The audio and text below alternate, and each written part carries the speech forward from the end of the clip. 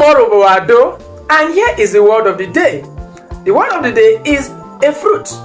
It's a very popular fruit in Urhobo land. Across Urhobo land, I think it's one of the most important fruits. It has a lot of premium. Oderoye is Otie-agadava. Otie-agadava. Maybe because when you want to break it, you want to open it, you have to put it in between your lap and press it. I always say Otie-agadava. The Englishman calls it African star apple, but star apple. Maybe when you want to call the one in Europe, you want to call that one European star apple. Forget the matter. All right.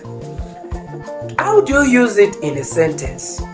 Onana Otie-agadava. This is star apple.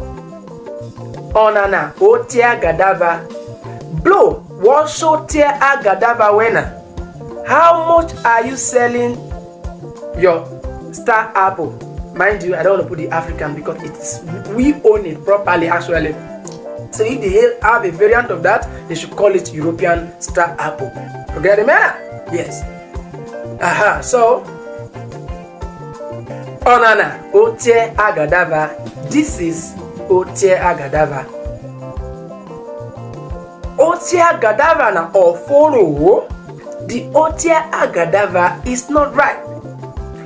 Otie-agadava na nabofo mamo. This Otie-agadava is very, very ripe. You get me? Yeah. All right. What's that? Otie-agadava. Can you give me one star apple? All right. So that is it for today. That's the word of the day. Otie-agadava, and you can use it in different contexts. You can talk about it anyhow you want. On an Otie-agadava, this is Otie-agadava. What's a Otie-agadava of? Can you give me one star apple? That is it. What I'm doing, don't forget, like, share, and subscribe. And don't forget to, you can actually do more by using the link bit.ly/Urhobo. See you in the next video.